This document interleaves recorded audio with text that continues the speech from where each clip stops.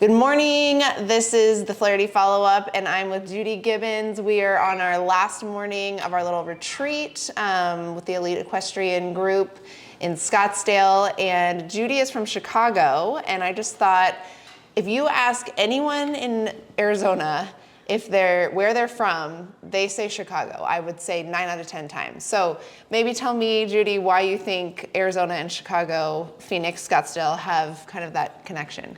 It's crazy, isn't it? It's truly a melting pot of Chicagoans and people from the rest of the world. But I just find that when my clients are choosing, sometimes it's either Arizona or Florida.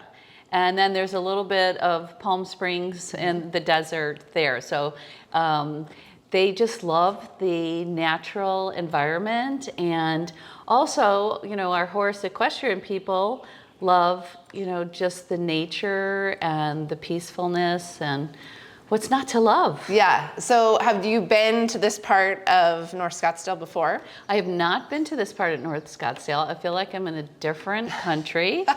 I love it. I'm definitely coming back.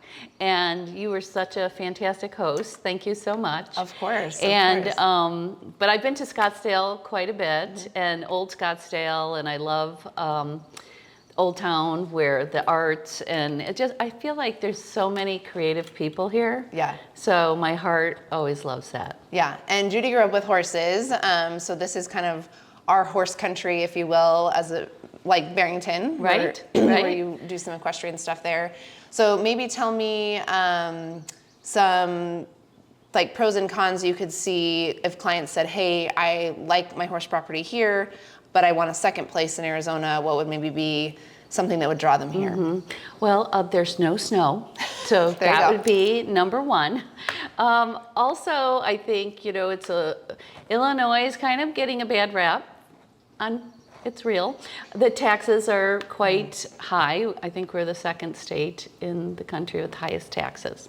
So there's just a beautiful, I feel the people are very friendly, and any equestrian group of people, I think, really adapt and love hanging out with other equestrian people. So it's an easy transition. Perfect. I think. And yesterday we were watching the Derby, and of course I'm crying and screaming, and my dad raised thoroughbred horses, so I grew up with that, and we had quarter horses on our house. And I'm finding also that people want to get back to the land.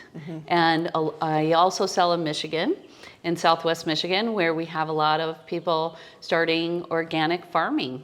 And it's a beautiful thing, and there's nothing like something you've grown with your own hands. For sure. And it's, love it. Yeah. And then lifestyle and culture is really big for you too. And I think being in kind of that metropolitan city, kind of having the arts. So we did a couple lifestyle culture things on this little retreat. Maybe share your favorite, something that we did. Culture things. Well, does it count? Shopping count? Of course.